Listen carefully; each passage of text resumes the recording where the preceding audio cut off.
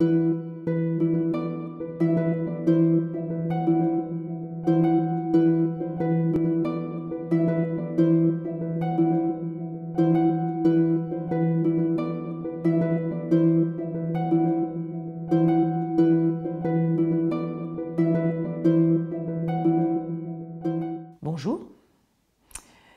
Pour cette rentrée universitaire 2014-2015, je vous invite à une immersion dans la lumière d'un peintre qui nous fait toucher du regard la vraie vie, si souvent absente, comme dirait Rimbaud, ou qui ameute la vie, comme dit Antonin Artaud. Et de fait, c'est la juxtaposition par le palais d'Orsay, par le musée d'Orsay, pardon, au printemps dernier, des œuvres de Van Gogh et du texte par lequel Antonin Artaud lui a rendu hommage en 1947, qui m'a donné envie de me livrer à une petite méditation sur les rapports entre folie et société, ce qui n'est pas absolument nouveau, mais plus radicalement à une petite méditation sur les rapports entre folie et existence. C'est ce à quoi nous convie, me semble-t-il, ce texte magnifique d'Antonin Artaud intitulé « Van Gogh, le suicidé de la société ». Quelle est la thèse d'Antonin Artaud? Une thèse étonnante, ironique à première vue, mais peut-être beaucoup plus sérieuse qu'il n'y paraît dans son livre « Van Gogh, le suicidé de la société ». Eh bien, l'hypothèse d'Artaud, c'est que ce n'est pas Van Gogh qui est fou, ou du moins pas fou de la manière dont on l'entend, mais que c'est la société qui l'est. C'est intéressant parce que ça n'est pas, il ne se contente pas de dire que la société rend fou. Autrement dit, que la société aurait rendu fou Van Gogh, ce qu'il dit aussi, mais il dit que c'est la société elle-même qui est folle. Je lis donc ce texte merveilleux de Van Gogh. On peut parler de la bonne santé mentale de Van Gogh, qui dans toute sa vie ne s'est fait cuire qu'une main et n'a pas fait plus pour le reste que de se trancher une fois l'oreille gauche. Et proportionnellement, d'après Artaud, aux dérives et à l'état d'une société qui était déjà, à son avis, en très grand état d'avancement dans la décrépitude au début du XXe siècle, tout cela finalement n'est pas grand-chose. C'est ainsi, dit-il, que si délirante que puisse paraître cette affirmation, que la vie présente se maintient dans sa vieille atmosphère de stupre, d'anarchie, de désordre, de délire, de dérèglement, de folie chronique, d'inertie bourgeoise, d'anomalie psychique, car ce n'est pas l'homme, mais le monde qui est devenu anormal. C'est très très intéressant par rapport à plein de phénomènes sociaux qui nous accablent aujourd'hui, ces phénomènes de suicide par exemple dans le monde du travail. Donc ce n'est pas l'homme, mais le monde qui est devenu un anormal, dit-il. De malhonnêteté voulue et d'insigne tartufferie, de mépris crasseux de tout ce qui montre race. Superbe, de société, de mépris crasseux de tout ce qui montre race. De revendication d'un ordre tout entier basé sur l'accomplissement d'une primitive injustice. De crimes organisés, enfin. Ça va mal parce que la conscience malade a un intérêt capital à cette heure à ne pas sortir de sa maladie. C'est ainsi qu'une société tarée a inventé la psychiatrie pour se défendre des investigations de certaines lucidités supérieures dont les facultés de divination la gênaient. Donc, évidemment, nous avons compris que, en quelque sorte, Artaud oppose folie à folie. Il y aurait en quelque sorte la folie mortifère de la société et la folie saine de Van Gogh. Folie inévitable chez tout être suffisamment sain pour ne pas supporter en quelque sorte la folie de la société. Donc l'idée d'Artaud, c'est qu'au fond, la folie n'est pas du tout pathologique, mais c'est au contraire quelque chose qui est de l'ordre de la résistance. Une manière de vouloir exister envers et contre tout, et envers et contre toute société qui, de son côté, n'est plus une société saine. Alors, dans la préface, une très belle préface dont à César ce qui lui appartient, d'Evelyn Grossman, une très belle préface à Van Gogh, le suicidé de la société, il est écrit, il est mentionné un autre texte d'Artaud, dans lequel il est dit qu'il est venu un temps où il fallut choisir entre renoncer à être homme ou devenir un aliéné évident. Très intéressante cette idée d'aliéné évident qui serait en fait le contrepoint contre l'aliénation pas évidente du tout et pas du tout normale de la société. Mais quelle garantie les aliénés évidents de ce monde ont-ils d'être soignés par d'authentiques vivants ? Demande Artaud. Et il y a tout lieu de penser que effectivement, ce n'est pas, c'est très difficile de trouver des psychiatres, autrement dit, qui soient à la hauteur de la folie de gens comme Antonin Artaud ou comme Van Gogh. L'hypothèse d'Artaud, c'est qu'il faut attribuer le suicide de Van Gogh, pour autant qu'il se soit suicidé, puisqu'il y a aujourd'hui des thèses qui émettent un doute sur ce chapitre. En tout cas, s'il s'est suicidé, le psychiatre qui le suivait, mais la polémique est peu intéressante, aurait sa responsabilité dans l'affaire, mais avec lui, le système psychiatrique et la société tout entière auraient sa responsabilité. Qu'est-ce qu'un aliéné authentique ? demande Artaud. C'est un homme qui a préféré devenir fou dans le sens où socialement on l'entend que de forfaire à une certaine idée supérieure de l'honneur humain. Il a préféré forfaire à une certaine idée supérieure de l'honneur humain, c'est une expression absolument magnifique. Donc Van Gogh, évidemment, Artaud se sent une fraternité profonde avec Van Gogh. Van Gogh et Artaud seraient des êtres qui ont préféré devenir fous plutôt que de forfaire à une certaine idée supérieure de l'honneur humain. C'est ainsi que la société a fait étrangler dans ses asiles tous ceux dont elle a voulu se débarrasser ou se défendre, comme ayant refusé de se rendre avec elle complice de certaines hautes saletés. C'est un aliéné, car un aliéné est aussi un homme que la société n'a pas voulu entendre et qu'elle a voulu empêcher d'émettre d'insupportables vérités. Autrement dit, il y aurait dans la vision de la vie telle que la conçoit Van Gogh, une vérité si profonde qu'elle serait insupportable à la société, comme si la vérité en elle-même était toujours un peu insupportable. Alors pourrait-il en être autrement? Ça, c'est une très très grande question. Et pourrait-il y avoir une société qui soit à la hauteur de l'existence humaine? C'est une question très très difficile. Est-ce que la société n'est pas, par essence même, dans le fait même qu'elle s'institutionnalise, qu'elle se repose sur un ensemble de choses qui doivent ne plus être interrogées? Est-ce qu'une société organisée n'est pas, ne glisse pas plus ou moins fatalement vers quelque chose qui est une entrave pour l'existence humaine? Alors, Artaud fait référence dans son texte au rapport entre Van Gogh et Gauguin. Vous savez qu'ils ont à un moment cohabité, qu'il y avait entre eux une opposition certainement de fond entre leur conception entre guillemets esthétique. Et voilà ce qu'en dit Artaud.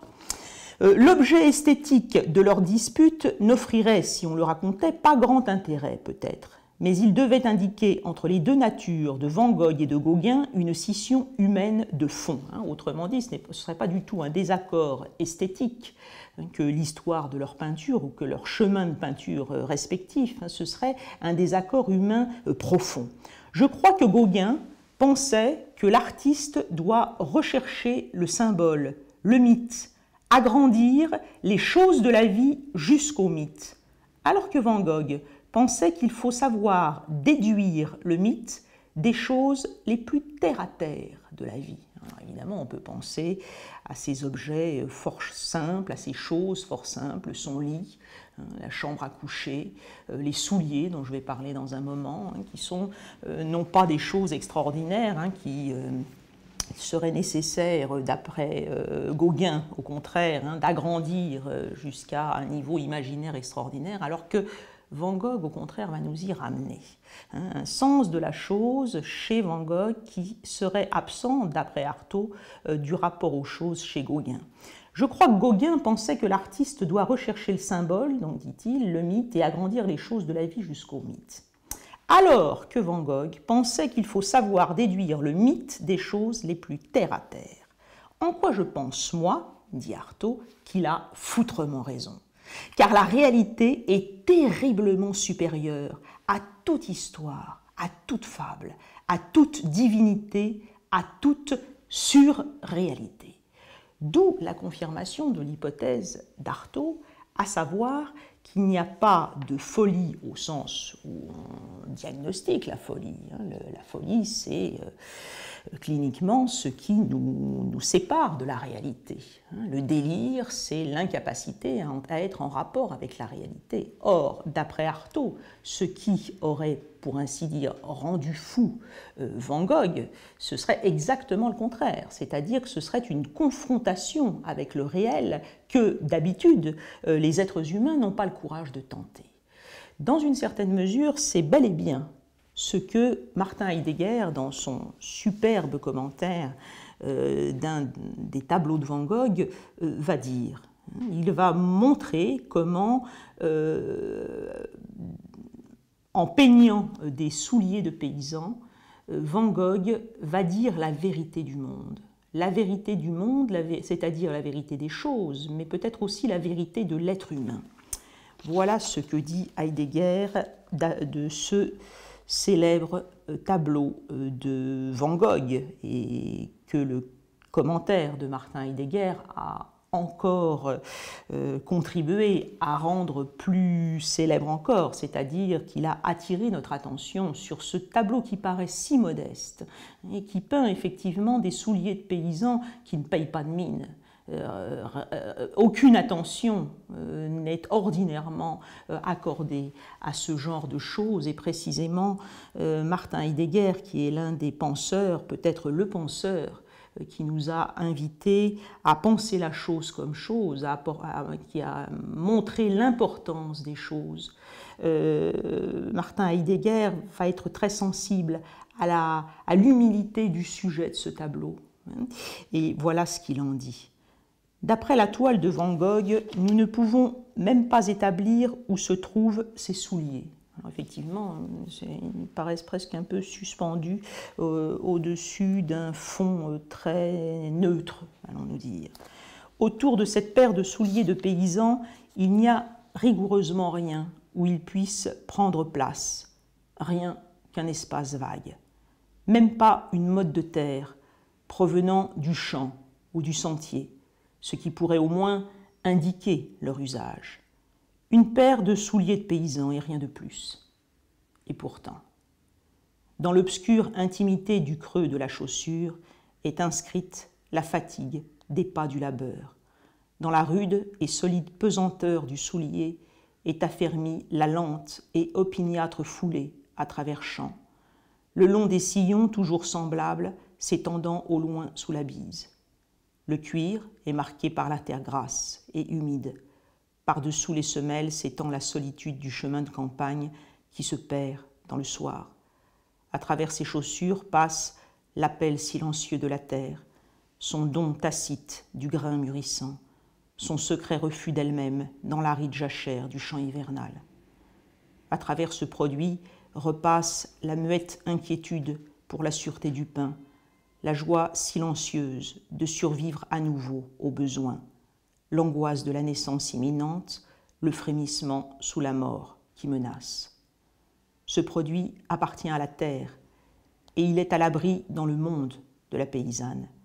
Au sein de cette appartenance protégée, le produit repose en lui-même. Merveilleux comme texte. C'était pas facile de faire évidemment un texte à la mesure du tableau. Il faut oser parler d'une œuvre d'art, et c'est un morceau d'anthologie en la matière. Heidegger nous montre qu'à travers cette ce tableau se révèle, se montre le monde en entier du paysan. Son rapport à la naissance, son rapport à la mort, son inscription sur la terre. Un monde, autrement dit.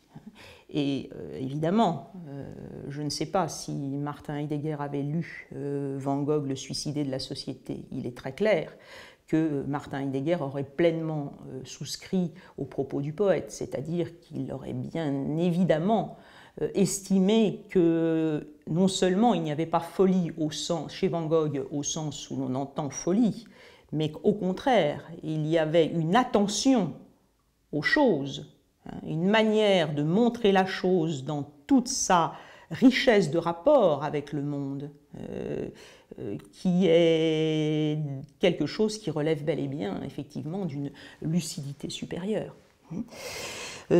Donc, c'est ce que va reprendre encore Artaud, en disant qu'au-delà de la vérité de la chose, c'est-à-dire que cette manière de nous montrer la vérité, elle ne concerne pas simplement la vérité des choses, mais qu'à travers la vérité des choses, c'est la vérité de l'homme qui nous est montrée. Un fou Van Gogh, demande Artaud, que celui qui a su un jour regarder une face humaine regarde le portrait de Van Gogh par lui-même. Je pense à celui avec un chapeau mou. Peinte par Van Gogh extralucide, cette figure de boucher roux qui nous inspecte et nous épie, qui nous scrute d'un œil torve aussi.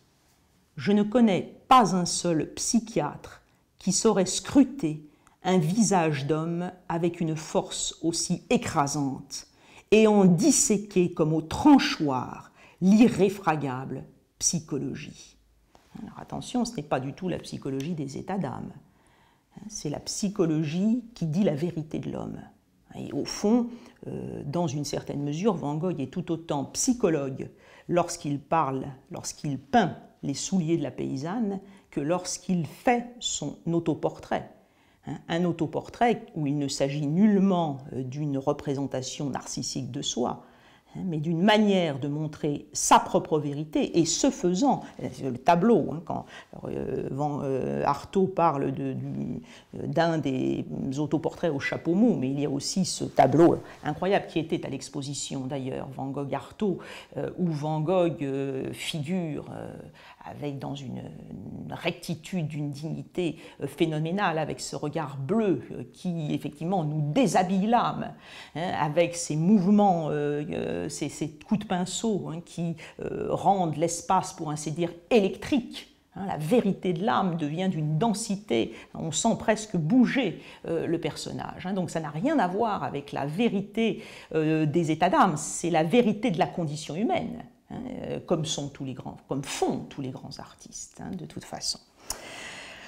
Je relis la phrase quand même, elle est trop belle. Je ne connais pas un seul psychiatre qui saurait scruter un visage d'homme avec une force aussi écrasante et en disséquer comme au tranchoir l'irréfragable psychologie.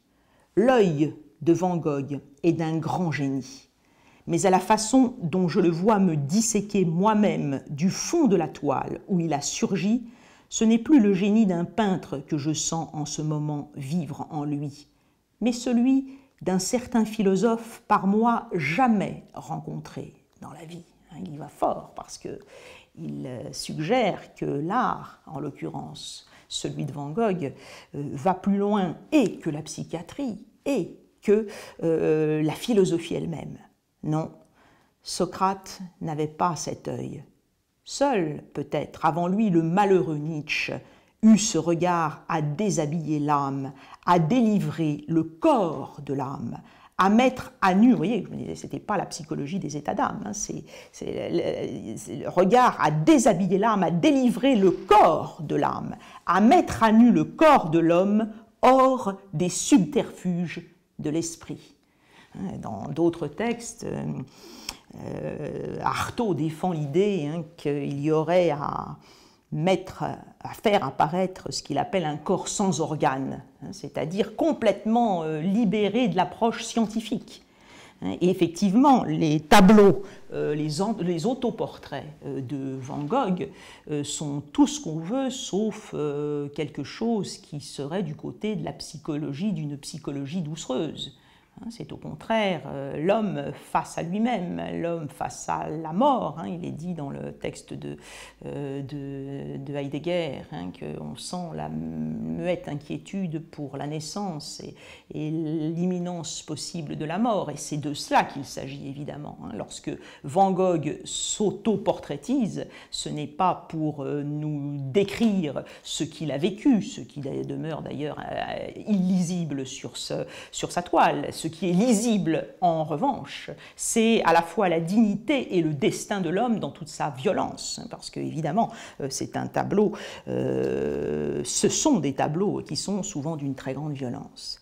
Alors, qu'est-ce que fait la société par rapport à cela? Eh bien, au lieu de soutenir cet effort pour approcher le réel avec autant de vérité possible, elle va, au contraire, inventer notamment la psychiatrie, dit Van Gogh. Alors peut-être qu'il y aurait à réactualiser, à relire le texte de Artaud à la lumière de ce qu'est devenu aujourd'hui la psychiatrie, mais sans doute sous des formes différentes. Le texte de Artaud demeure d'une vérité saisissante. Alors pour confirmer, c'est très étrange, comme quoi les choses, lorsqu'on travaille vraiment, se présentent d'elles-mêmes, c'est tout à fait étonnant. Lorsque je préparais ce texte, je me suis dit, tiens, je vais relire les écrits des antipsychiatres. David Cooper, Ronald Lang, par exemple.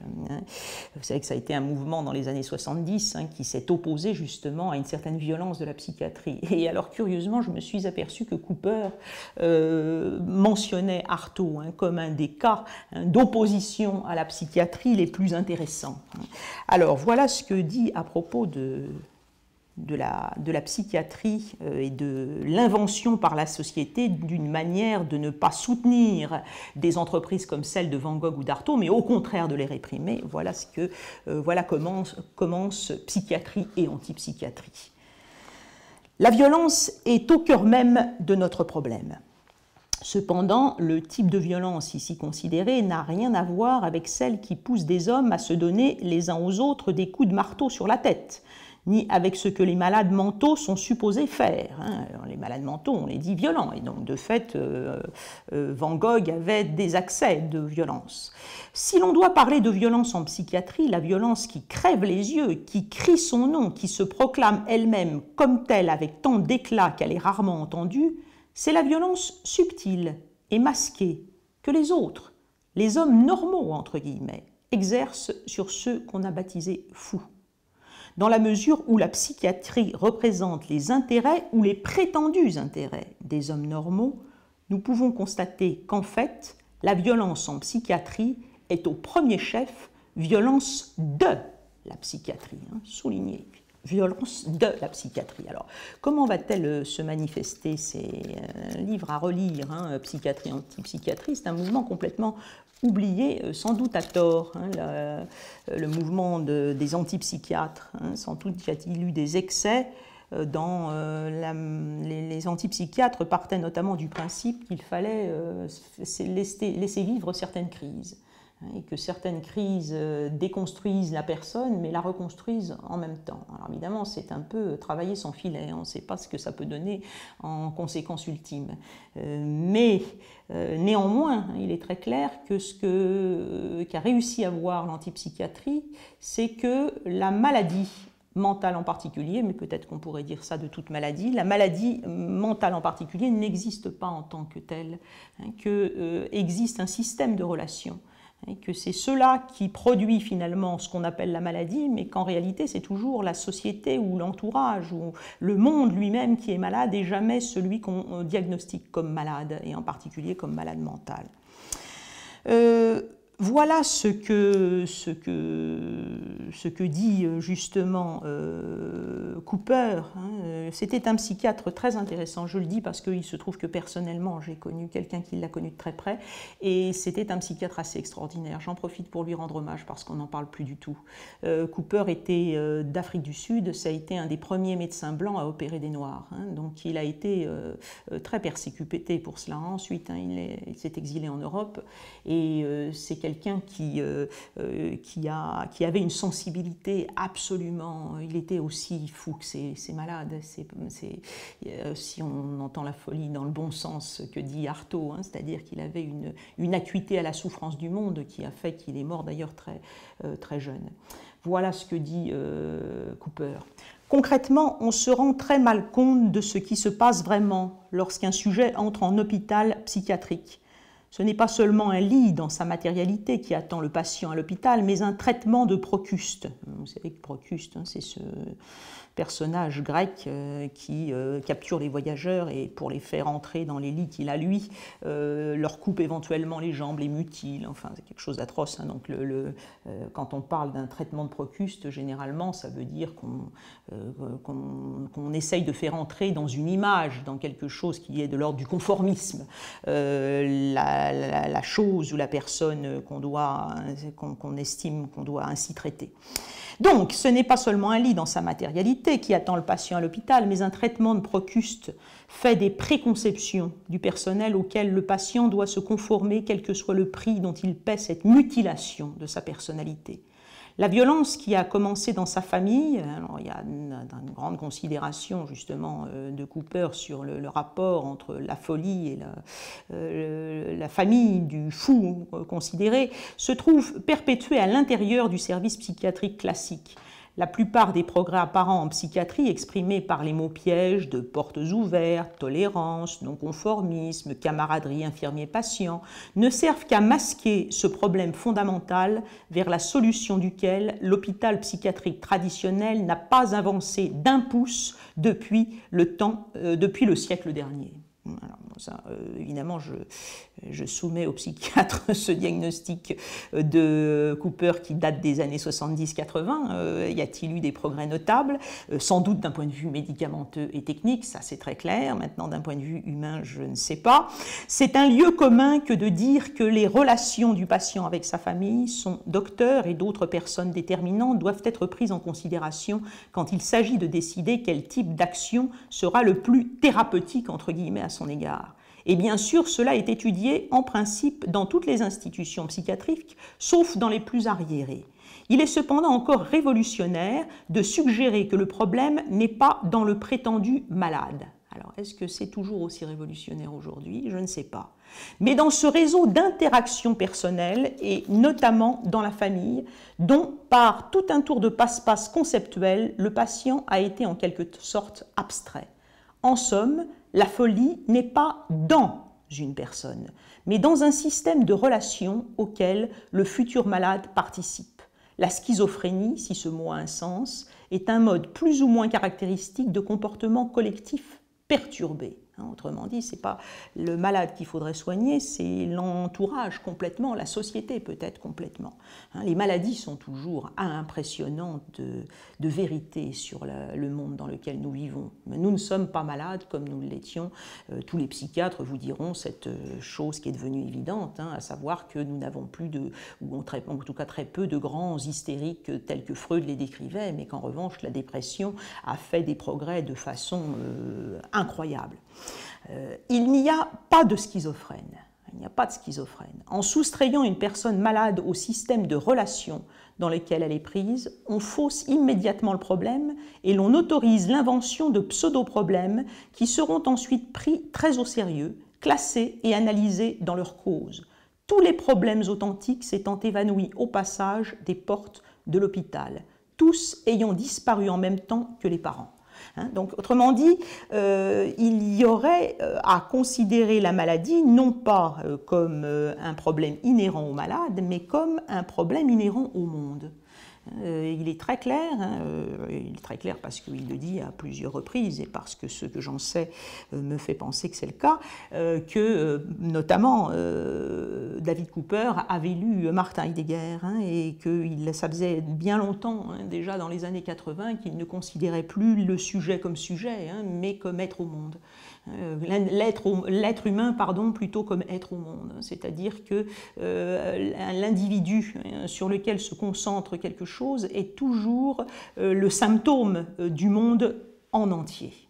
Et cette lecture-là l'avait durablement impressionné. Antonin Artaud, alors référence à Artaud. J'étais très étonnée, je voulais vous parler de Van Gogh et d'Artaud, je relis Cooper et je tombe sur Cooper parlant d'Artaud. Étonnant. Antonin Artaud a fait à ce propos de très judicieuses remarques. Il avait de longues conversations avec son psychiatre, au cours desquelles il défendait sa conviction d'être la victime de sortilèges vaudous et son droit à se retirer de la société. En opposition, le psychiatre s'efforçait laborieusement de déceler chez lui le besoin de se conformer à la société. Et cela durait jusqu'à ce qu'enfin, au moment critique du dialogue, le désaccord se marque toujours de la même manière. Si vous parlez encore d'ensorcellement, monsieur Artaud, vous aurez 65 électrochocs. Il y a un sens auquel les états délirants d'Artaud, entre guillemets états délirants ici, représentaient profondément la vie en sa réalité. Donc même chose que ce que dit finalement Artaud de Van Gogh. Une réalité que 17 ans après sa mort, nous commençons seulement à apprécier. Il avait plus à dire sur la folie que tous les manuels de psychiatrie. Et très intéressant, de la même manière que Artaud dit de Van Gogh qu'il disait bien plus sur l'homme que la psychiatrie, Cooper dit d'Artaud qu'il dit bien plus sur l'homme que la psychiatrie. Donc il avait plus à dire sur la folie que tous les manuels de psychiatrie. L'ennui fut qu'Artaud voyait trop clair et disait par trop la vérité. Il fallait le soigner. Bien sûr, on ne supporte pas, c'est très intéressant. La vérité, tous les philosophes l'ont dit, la vérité est éblouissante, nous dit Platon dans l'allégorie de la caverne. Donc la vérité n'est pas regardable et ceux qui essayent de le faire sont toujours exposés à une violence de la vérité elle-même et de ceux qui ne supportent pas qu'il y ait quelques-uns qui affrontent cette vérité. Il n'est peut-être pas absurde de dire que c'est bien souvent quand les gens commencent à devenir sains qu'ils entrent en hôpital psychiatrique. J'ai déjà développé, non pas à propos de la maladie mentale, mais de la maladie tout court, l'idée qu'il y aurait une certaine santé de la maladie ou qu'il y aurait une amélioration, plus exactement, de la santé au moment de l'entrée dans la maladie. C'est exactement ce que disait Fritz Horn, je vous renvoie à une de nos chroniques précédentes, alors ce qu'il dit, la meilleure chose que j'ai faite dans ma vie, c'est d'enfin tomber malade, c'est-à-dire d'arrêter de supporter ce mode d'être faux qui était le mien depuis toujours. Donc ici, Cooper redit bien qu'il y a une amélioration de l'état de santé de certaines personnes lorsque précisément, enfin, elles se décident, si j'ose dire, à tomber malade. Cette maladie étant l'expression de la résistance contre un mode d'être faux qui les enfermait, les emprisonnait jusque-là. Un petit mot sur les électrochocs, un petit mot et plus qu'un petit mot. À l'occasion de cette rencontre, je me suis plongée dans les textes puisque j'ai pensé évidemment à tous les génies qui ont été diagnostiqués fous, qui ont fait des séjours en psychiatrie dont nous savons qu'ils étaient bien souvent abusifs. Alors évidemment, j'ai pensé à Camille Claudel, j'ai pensé à Van Gogh, j'ai pensé aussi à Janet Frame, qui est cette écrivaine néo-zélandaise qui a échappé à la lobotomie parce qu'elle a bénéficié de l'attribution d'un grand prix littéraire. Et à 15 jours près, on lui faisait subir une lobotomie. Et il y a dans la description, il y a un livre très bouleversant qui n'est plus d'ailleurs édité, qu'on trouve comme ça un petit peu parallèlement, mais qui s'appelle « Visages noyés ». très très beau témoignage où Janet Frame a fait la description de ses années d'internement.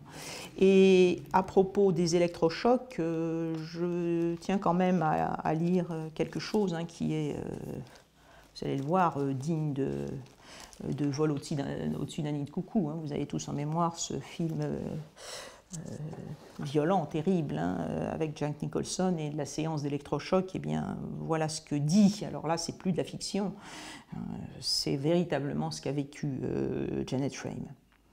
Donc c'est la séance d'électrochoc.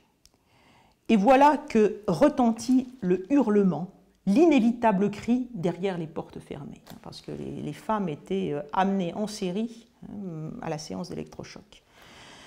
Quelques minutes plus tard, les portes s'ouvrent brusquement pour laisser passer le chariot sur lequel Mrs. Gregg, Molly et Goldie ronflent, le visage convulsé. Donc ce sont des patientes qui ont déjà subi l'électrochoc. Je ferme les yeux très fort, mais je ne peux m'empêcher de voir. Je ne peux pas non plus détourner mon regard des lits où sont allongées celles qui sont déjà passées. Les unes sont plongées dans un lourd sommeil et les autres, éveillées et geignantes, ont le visage cramoisi, les yeux injectés de sang. J'entends quelqu'un gémir et pleurer. C'est une femme qui s'est réveillée en ayant perdu la notion de l'heure et qui ne reconnaît pas l'endroit où elle est. L'électrochoc, je ne le sais que trop, ôte le sens des réalités, ce qui est quand même un paradoxe inouï de soumettre des gens qui n'ont, parce qu'ils sont fous, donc ils n'ont pas le sens des réalités, à un traitement qui apparemment leur ôte encore plus le sens des réalités. On se sent abandonné, aveugle, dans un vide total. Il faut alors essayer de retrouver son chemin en tâtonnant comme un animal nouveau-né qui s'éveille aux premières sensations. On ouvre les yeux avec l'impression d'être un tout petit enfant effrayé et pris d'un chagrin sans nom. On ne peut retenir ses larmes. Voici tout près de moi le lit où l'on me mettra tout à l'heure. Les draps sont ouverts et l'oreiller préparé. On m'y portera sans que je m'en rende compte. Je le regarde comme s'il fallait que nous fassions connaissance, tous les deux. Peu de gens peuvent à l'avance jeter un coup d'œil sur leur cercueil. S'ils le pouvaient, peut-être seraient-ils tentés de glisser dans le satin qui le capitonne quelques babioles personnelles qui les empêcheraient d'oublier qui ils ont été. En ce qui me concerne, je glisse en esprit sous l'oreiller de mon lit de torture un ticket de consigne qui me permettra de retrouver à mon réveil, si jamais je me réveille, la notion de temps et d'espace, pour m'empêcher de me perdre complètement dans ces ténèbres où je ne saurais plus ni qui je suis, ni si j'existe. Bon, c'est à moi. J'entre dans la salle. Voyez comme je suis courageuse. Tout le monde me félicite pour mon courage. Je monte sur le billard. Je m'efforce de respirer profondément et régulièrement. C'est ce qu'il faut faire, paraît-il, quand on a peur. J'essaie de rester indifférente en entendant Miss Glass murmurer d'une voix rauque, une voix d'assassin, à l'une des infirmières. « Vous avez le bâillon ?» Un texte terrifiant, dont évidemment on comprend que la société n'ait pas trop voulu favoriser ce type de publication. Donc c'est un, alors on peut dire c'est du passé. Alors pour ce que je sais, c'est que les électrochocs qui sont toujours pratiqués en psychiatrie ont acquis un degré de technicité qui épargne aux sujets concernés ce genre de violence. Il y a des anesthésies générales, bon, etc. Alors je ne peux pas me prononcer, je ne sais pas du tout médicalement si il y a des situations où ces électrochocs sont pertinents. Mais il est très impressionnant de voir quelle violence la société a pu opposer à des êtres qui ne faisaient rien d'autre que d'essayer de voir la vie dans sa vérité. Je veux dire, c'était pas une grande criminelle, c'était pas quelqu'un de dangereux, c'était pas quelqu'un de violent. Alors après, on va dire ils deviennent violents, mais il est évident que des gens qui sont soumis à ce genre de traitement deviennent violents. Ce qui serait même très étonnant, c'est qu'ils ne le deviennent pas, ou bien ils seraient d'une force intérieure inouïe, ou bien ils seraient complètement laminés. Alors en fait, c'est bien ce que pense que Janet Frame pense que la société voulait faire, puisqu'elle va décrire dans la suite de son texte la psychiatrie comme un système de coercition totale. Voilà ce qu'elle dit. Je redoutais qu'un jour Miss Glass apprît que j'étais, entre guillemets, difficile, que je ne collaborais pas, c'était le vocabulaire employé, c'est incroyable, que la cécité d'un système de coercition sur son propre fonctionnement. Un collaborateur, on sait ce que c'est dans un système totalitaire. Donc je redoutais qu'un jour Miss Glass apprit que j'étais difficile, que je ne collaborais pas, et me dit sèchement « Ah, c'est comme ça ma belle, eh bien on va vous mettre en cellule ». On faisait si souvent ces menaces aux autres que ma terreur augmentait chaque jour. En les voyant se débattre et pousser des cris quand on les emmenait en cellule, je sentais grandir en moi une curiosité morbide pour cet endroit qui avait la propriété de transformer en une seule nuit des êtres hurlants et révoltés en des femmes résignées et passives, qui acceptaient sans broncher tout ce qu'on leur disait. Salle de jour, réfectoire, dortoir. Pourtant, certaines ne changeaient pas. Et quand on s'apercevait que cela ne les avait pas impressionnées d'être enfermées dans la petite pièce carrée aux murs oppressants, on les reléguait au pavillon 2. Je craignais aussi qu'on m'envoyât au pavillon 2. On y mettait non seulement les femmes qui n'avaient pas, entre guillemets, collaboré, mais aussi toutes celles chez qui les séances renouvelées d'électrochocs n'avaient amené aucune amélioration. Alors étant entendu que l'amélioration en question ne consistait à rien d'autre qu'à obtenir une soumission totale, c'était ça l'amélioration. La preuve de cette amélioration, on la voyait en général dans une prompte obéissance, dans une soumission totale. Salle de jour, mesdames, debout, mesdames, au lit, mesdames. Nous apprenions avec sérieux, avec ferveur, à nous adapter, entre guillemets, à ne pas pleurer devant tout le monde, à nous déclarer au contraire contentes de tout, et à demander de temps en temps si nous allions bientôt rentrer chez nous, ce qui pouvait laisser à penser que nous nous sentions mieux et que par conséquent, il était inutile de nous expédier un beau soir en grand mystère au pavillon 2. Alors vous voyez comment c'est un univers carcéral qui est décrit par Janet Frame. Donc cette violence, évidemment, quand on parle de la violence des fous, à côté de ce que décrit Janet Frame, la violence des fous est peut-être précisément ce par quoi certains fous vont essayer véritablement d'exister.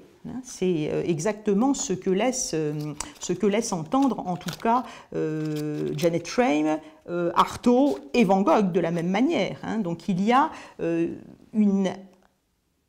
un effort de la société tout entière pour essayer de rendre muets, de faire taire ceux qui n'ont que trop bien vu non seulement la société, mais simplement la vie.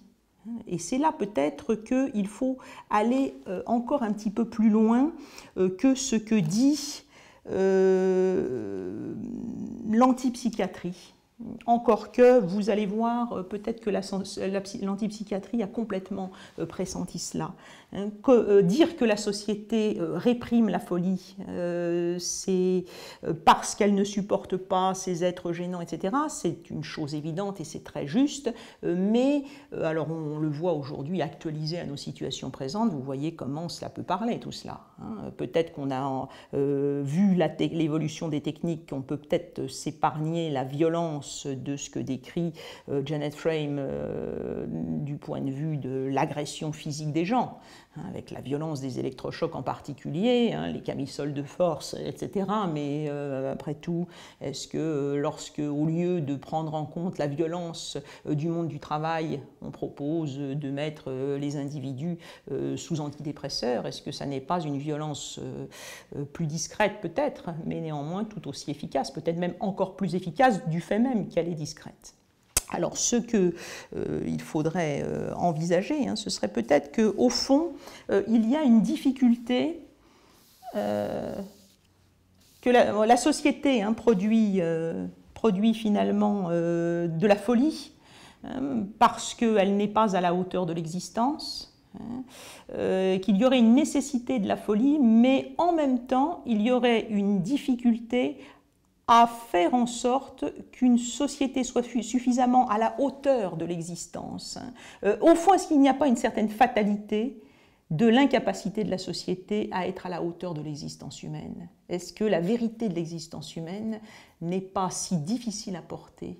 Qu'est-ce que ça veut dire exister pour que ceux qui s'y risquent à exister vraiment soient aussi insupportables à la société? Est-ce que c'est simplement parce que la société est mal faite ou parce que fatalement la société est en quelque sorte en déval, pour employer une expression telle que pourrait l'employer Heidegger, face à la difficulté de l'existence. Alors il y a un personnage qui a quelque chose d'assez fascinant, qui illustre assez bien cette problématique, cette difficulté, c'est le personnage de Romain Gary. Vous savez que Gary a endossé plusieurs personnages dans sa vie, que son histoire est assez impressionnante du fait qu'il a fait une carrière d'écrivain reconnu, goncourisé, académisé, etc. Et puis que d'un seul coup, il se trouve un prête-nom sous le nom d'Émile Ajar, en la personne d'un de ses petits cousins, et qu'il va se refaire une écriture, comme s'il voulait échapper. Donc cet homme presque trop bien adapté, alors, et adapté avec quelle reconnaissance sociale, va se sentir obligé de se réinventer complètement lui-même à travers l'invention d'un masque qui a donné lieu, sous l'égide duquel il a pu écrire 4 ou 5 romans, je ne sais plus, Gros câlin, La vie devant soi, Pseudo, etc. Et dans Pseudo, qui est un livre vraiment très surprenant, j'ai relu ça à l'occasion de notre rencontre, et Gary parle justement de l'antipsychiatrie. Mais au-delà de ce qu'il dit de l'antipsychiatrie, il y a quelque chose de très intéressant par rapport à l'existence. J'espère pouvoir vous le montrer. J'avais appris l'existence de l'école psychiatrique d'antipsychiatrie qui m'avait fait des offres. Les psychiatres de cette tendance affirment que si on instaurait une société différente, avec des familles différentes, les cas comme le vôtre, entre guillemets, et je cite, ainsi que des millions d'autres du même genre d'humains, deviendraient impossibles. Je les comprends très bien, les antipsychiatres. Ils en ont marre des cas comme les nôtres. Et ils veulent changer de cas. Ils ont besoin de renouvellement. Ils veulent changer la société pour changer de cas. Si les dingues d'aujourd'hui ne conviennent plus et qu'il faut changer la société pour avoir des dingues différents, nous les anciens, on ne demande pas mieux. Mais il conviendrait peut-être alors de réunir les assises mondiales de la psychiatrie afin qu'on se mette d'accord sur le genre de fou que l'on veut avoir pour créer ensuite une société en fonction de la folie souhaitée, du nombre de dingues nécessaires à son fonctionnement, de l'usage productif auquel on les destinerait, des emplois qui leur seraient réservés dans des institutions spécialement créées dans ce but, avec une activité culturelle, idéologique, militaire, économique, qui favoriserait le genre de folie recherchée et encouragerait et multiplierait l'espèce de dingue souhaitée. C'est ce qu'on pourrait appeler la qualité de la vie. Je remercie la société ici présente qui m'a favorisé en tant que dingue plutôt que d'autres. Pour un peu, je pleurerai de reconnaissance. Alors ça, c'est l'ironie mordante de Gary Ajar, qui s'est inventé un masque pour exister. Ça, c'est assez fascinant, c'est-à-dire que ce que dit ici Gary sur le mode de l'ironie, et il faut lire l'ensemble de ces 4 romans qui comportent des trouvailles stylistiques merveilleuses. Et Gary Ajar, montre combien finalement il y aurait alors une nécessité à la fabrication de la folie, mais qui ne serait pas simplement nécessaire au fonctionnement de cette société-là, mais au fond, est-ce que l'existence elle-même, donc il faut peut-être aller encore un peu plus loin, il dit là que c'est la société qui sécrète tel et tel type de folie, d'où évidemment le fait qu'il n'y ait pas les mêmes fous chez Freud et chez les psychiatres d'aujourd'hui. Donc au fond, la psychiatrie a déjà a déjà changé les cas, ou plutôt la société a déjà changé les cas auxquels les psychiatres sont confrontés, mais au fond, il faudrait peut-être aller encore plus loin, et c'est ce qui illustre dans une certaine mesure le cas Ajar-Gary. Au fond, l'existence, lorsqu'on essaye de la soutenir véritablement, flirte avec la folie. Peut-être c'est ce que dit Heidegger de Van Gogh. Heidegger dit « il s'est arraché les toiles du corps et à s'être ainsi confronté à l'existence, il a fini par en devenir fou ». Autrement dit, ce ne serait pas tant la société qui rendrait fou, mais la confrontation à l'existence qui pourrait rendre fou. Alors, comme la société, évidemment, ne supporte pas du tout ces espèces de héros, en quelque sorte, qui essayent véritablement d'exister, elle ne fait que renforcer la violence. Mais en soi, la confrontation à l'existence serait quelque chose d'affolant. Cézanne disait « c'est effrayant, la vie ». Alors, qu'est-ce que ça veut dire exister? Il y a bien sûr beaucoup de penseurs y ont réfléchi, pas tant que ça d'ailleurs. Pas tant que ça, c'est ce que dit Kierkegaard, qui est le premier, au fond, chez lequel apparaît la notion d'existence. Cette notion d'existence, elle s'est popularisée chez nous à cause du mouvement existentialiste, tel qu'on a nommé le mouvement de Sartre. Mais la notion d'existence, précisément, elle n'apparaît pas dans l'histoire de la philosophie avant Kierkegaard, au XIXe siècle, ce grand penseur religieux danois, qui va être le premier à essayer de penser la difficulté de l'existence. Et encore, voilà encore un personnage qui flirte avec la folie, Kierkegaard, comme s'il y avait quelque chose d'affolant en soi chez tout être qui essaye véritablement d'exister. Alors, voilà ce que dit Kierkegaard. Dans la langue de l'abstraction, alors voilà encore une manière dont finalement la philosophie elle-même s'est peut-être protégée de l'existence. C'est pour ça que Artaud disait, au fond, Van Gogh a un rapport à l'existence que je ne trouve pas même chez Socrate, peut-être Nietzsche. Peut-être Nietzsche, il n'a peut-être pas pensé à Kierkegaard, peut-être Nietzsche a essayé de penser l'existence et c'est sûr qu'il devient cliniquement fou. Parce qu'il y a quelque chose de si violent dans cet affrontement qu'il faut être un héros pur et simple pour parvenir à exister pleinement. Donc dans la langue de l'abstraction, c'est celle de la philosophie que vise finalement Kierkegaard, ce qui constitue la difficulté de l'existence et de l'existant, bien loin d'être éclaircie, n'apparaît à vrai dire jamais. Justement, parce que la pensée abstraite est subspecia aeternis, sous les catégories de l'éternité. On va penser les choses en les déconnectant du réel, de sa mouvance, de sa temporalité. Elle fait abstraction du concret, du temporel, du devenir de l'existence, de la détresse de l'homme posée dans l'existence par un assemblage d'éternel et de temporel. Autrement dit, c'est un équilibre insoutenable, un assemblage d'éternel et de temporel. Tout exercice logique de la pensée est en langage abstrait et subspecia aeterni.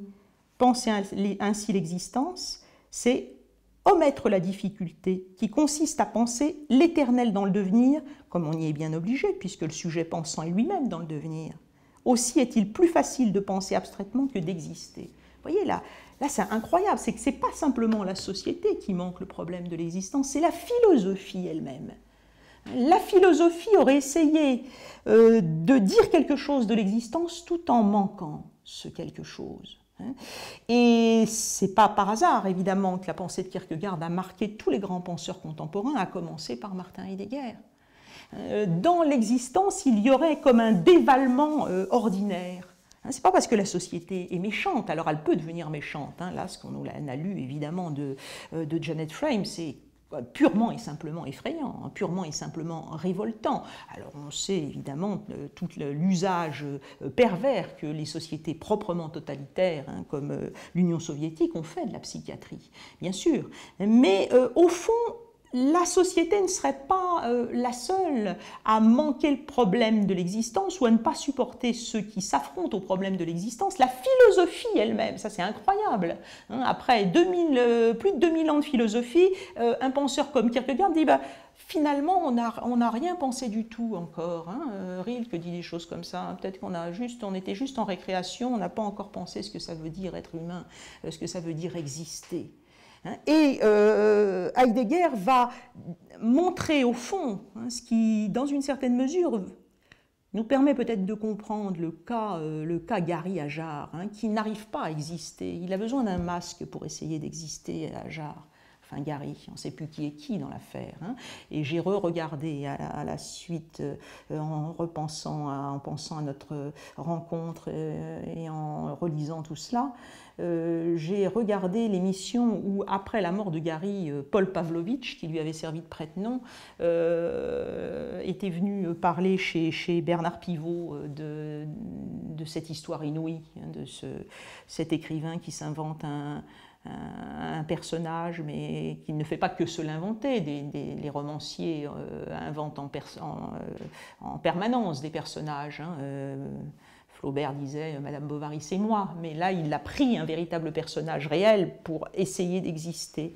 Et à un moment, il y a quelqu'un qui lui demande à Paul Pavlovitch au cours de l'émission « Mais alors, il était content de cette affaire ?» Enfin, en gros, il a bien rigolé. Et Pavlovitch a répondu de façon très significative « Je ne sais pas s'il était. Est-ce qu'il existait, Romain Gary ?» Alors ça paraît inouï, parce que quelqu'un de plus inscrit socialement, décoré de la résistance, etc., politiquement reconnu, on ne peut pas avoir socialement plus réussi, semble-t-il, que Gary semblait l'avoir fait. Et néanmoins, il a eu besoin de ce masque pour essayer d'exister, parce qu'il avait l'impression de ne pas être lui-même, au fond. Paradoxalement, le masque était la révélation. Et de fait, une des descriptions de notre situation première, une des plus grandes descriptions que l'histoire de la philosophie ou de la pensée occidentale ait produite, c'est celle que propose Martin Heidegger dans Être et temps, lorsqu'il invente... Il invente, c'est très mal dit, il invente, il nomme notre situation première comme étant marquée par ce qu'il appelle la dictature du on. C'est-à-dire que nous avons tendance à penser qu'il est bien naturel que nous existions et qu'il y a toi, il y a moi, et que tout ça, ça se ferait spontanément. Et ce que dit Heidegger, c'est qu'au fond, nous commençons par un état de dépossession initiale. Qu'exister, ce n'est pas du tout l'état naturel de l'homme, que l'existence, elle nous est initialement confisquée. Alors voilà ce que dit Heidegger, paragraphe 27 d'Être et temps, l'être soi-même quotidien et le on. Cette distancialité inhérente à l'être avec implique que le Dasein se tient en tant qu'être en compagnie quotidien sous l'emprise des autres. Il n'est pas lui-même. L'être, les autres le lui ont confisqué. Le bon plaisir des autres dispose des possibilités d'être quotidiennes du Dasein. Par là, ces autres ne sont pas des autres déterminés. Au contraire, chaque autre peut en tenir lieu. La seule chose décisive en pareil cas est que la domination subreptice des autres se remarque si peu que sans s'en rendre compte, le Dasein en tant qu'être avec l'a déjà reprise à son compte. Vous voyez, là, on glisse encore d'un niveau de, entre guillemets, responsabilité à l'autre. Ce qui empêche l'existence, ce n'est pas la société, c'est peut-être l'existence en tant que telle, et au sein de cette existence, non pas les autres, qui justement ne sont pas les autres initialement, mais au sein desquels nous ne sommes pas séparés. Donc c'est nous-mêmes qui nous empêchons d'exister dans une certaine mesure. On fait soi-même partie des autres et on renforce leur puissance. Les autres, entre guillemets, comme on les appelle pour camoufler l'essentielle appartenance à eux qui nous est propre, ce sont qui, dans l'être en compagnie quotidien, d'abord et le plus souvent, sont là. Sont là, c'est-à-dire qu'ils, entre guillemets, sont là. C'est-à-dire qu'ils ne sont pas véritablement là. C'est une manière de dire que les autres ne sont pas là. Nous ne sommes pas plus là que les autres. Et que pour arriver à être là, précisément, au sens forme du terme, pour assumer ou déployer pleinement la richesse de ce que Heidegger appelle notre Dasein, qu'on ne saurait justement traduire simplement par être là, comme on pourrait le faire au pied de la lettre, Dasein, mais être le là, disait Heidegger, bon, c'est peut-être pas pour nous très très lumineux être le là, mais ça indique en tout cas que l'homme, pour être, pour exister pleinement, va devoir déployer une richesse de rapport, qu'il va falloir un courage considérable pour parvenir à le faire. Hein. Et c'est ce que tentent évidemment Artaud, Van Gogh, Janet Frame, Camille Claudel, etc., etc. Alors les uns et les autres étant dépossédés d'eux-mêmes pour des raisons variables, en raison évidemment sans doute de leurs conditions, hein, être femme, femme écrivain, femme sculptrice, etc. C'est sans doute encore une difficulté autre hein, que celle d'être Van Gogh, etc. Donc le qui, ce n'est ni celui-ci, ni celui-là, ni nous autres, ni quelques autres, ni la somme de tous. Le qui est le neutre, le on. Dans l'usage des moyens publics de transport en commun et dans le recours à des moyens d'information, le journal par exemple, chaque autre équivaut l'autre. Cet être en compagnie fond, du verbe fondre, hein, complètement le Dasein qui met propre dans le genre d'être des autres, à tel point que les autres s'effacent, à force d'être indifférenciés et anodins. C'est ainsi, sans attirer l'attention, que le « on » étend imperceptiblement la dictature qui porte sa marque. Nous nous réjouissons comme nous nous amusons, et nous nous amusons, pardon, comme on se réjouit. Nous lisons, voyons et jugeons en matière de littérature et d'art comme on voit et juge, mais nous nous retirons aussi de la grande masse comme on s'en retire. Nous trouvons révoltant ce que l'on trouve révoltant, le « on » qui n'est rien de déterminé et que tous sont, encore que pas à titre de somme, prescrit le genre d'être à la quotidienneté. Alors, vous voyez, c'est génial parce que le « on » va s'immiscer là même où nous ne l'attendions pas. À la limite que nous estimions, que nous ayons l'impression que nous sommes sous la dictature du « on » dans le registre de l'information, ça peut peut-être nous paraître assez naturel, mais que Heidegger mentionne ensuite des exemples qui concernent la littérature, rien quoi de plus individuel que le goût littéraire, eh bien non, c'est encore « on » qui décide, et plus encore, on se révolte, autrement dit, jugement moral. Si l'on suit Kant, le propre du jugement moral véritable, c'est, il a raison de voir les choses comme ça, c'est lorsque c'est la voix de ma conscience qui s'exprime. Eh bien là encore, peut-être que subrepticement, c'est encore on qui s'immisce. De sorte que exister pleinement, c'est s'arracher à cette situation. Et que ceux qui le tentent ont évidemment des difficultés considérables à le faire. Alors il y a encore un texte de Cooper dans Psychiatrie antipsychiatrie qui dit les choses de façon très très belle, hein, parce que au fond il dit il y a des gens qui ne sont pas... certains hommes ne sont jamais nés. C'est très beau cette idée-là, hein, et il suggère que peut-être on en fait tous plus ou moins un petit peu partie. Que exister dans cette perspective, ce serait une naissance prolongée, une naissance à soi-même qui est en même temps une naissance aux autres, parce que pas de naissance aux autres sans naissance à soi-même. Voilà ce que dit Cooper. Il arrive qu'un individu soit bloqué dans une position où le seul mouvement qu'il puisse faire dans le jeu interpersonnel a toutes les chances d'être qualifié de violent par les autres. Alors c'est ce qu'on disait de Van Gogh en particulier. C'est le cas par exemple du jeune homme qui n'a jamais pu se réaliser comme une personne distincte de sa mère. Là, il donne un cas psychiatrique. Tous les stratagèmes mis au service de l'amour échouent, parce que l'amour exige réciprocité, et qu'il ne peut y avoir réciprocité réelle en pareil cas, dès lors que pour la mère, il ne saurait y avoir de terrain d'action réciproque. Ni aimant, donc, ni aimé. Hein, vous voyez, ce dont nous prive l'existence lorsqu'elle n'est pas pleinement accomplie, ce n'est pas simplement un sentiment d'auto-affirmation personnelle, ce qui serait absolument sans intérêt. C'est bel et bien d'un rapport authentique à l'autre, c'est bel et bien de la possibilité d'exister, c'est-à-dire d'aimer. Il existe là une symbiose parfaite où le couple perd de vue la distinction, parasite haute et devient, sinon en réalité, du moins au niveau fantasmatique, une seule personne. Alors, ce que décrit l'ensemble de l'exemple proposé par Cooper, c'est ce garçon, pour exister, que va-t-il faire? Il va devenir violent de temps en temps. Je te fais mal, donc au moins je ne suis pas complètement fondu en toi. hein. De fait, il va devenir violent, hein, mais cette violence est la réponse maladroite sans doute, mais à une situation où personne n'existe à proprement parler. Quand on pense au cas, une fois de plus, Gary Ajar, au fond, il y a quelque chose du même ordre. Gary est un homme, alors il a échoué. Alors Cooper dit à un moment, il y a un certain degré d'échec toujours chez tout homme, hein, n'arrive pas complètement à naître. Hein, nous sommes tous plus ou moins pas nés.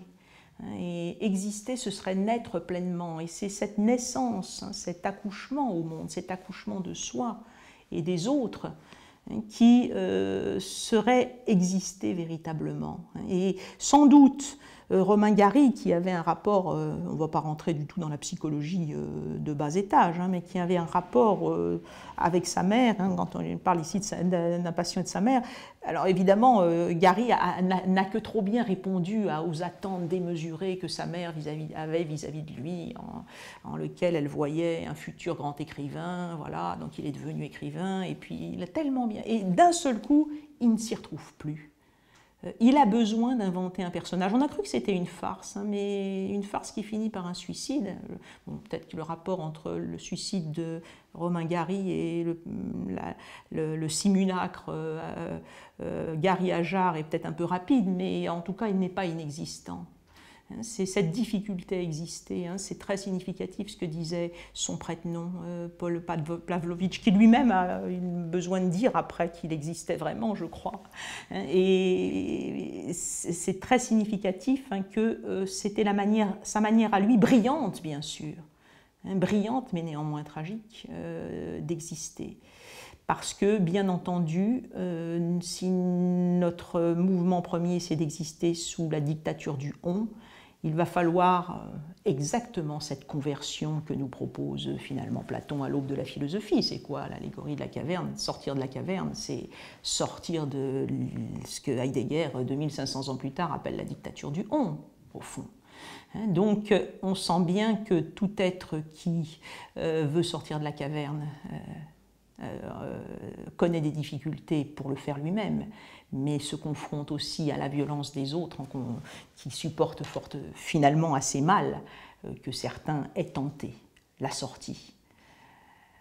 Je vous souhaite une belle année, en espérant que les uns et les autres, vous ayez le courage d'exister pleinement, si difficile, hein, et remercions ceux qui ont, pour nous, tenter l'aventure véritablement, et essayons d'être à la mesure de leur exemple, chacun à notre mesure. Je vous remercie.